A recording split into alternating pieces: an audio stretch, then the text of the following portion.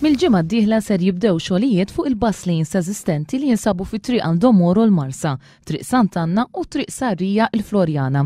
Bħala parti mir-riforma ta' trasport pubbliku minn barra manutenzjoni u asfaltar ġdid se jiġu mogħtija wkoll wiċċ ta' kulur aħdar.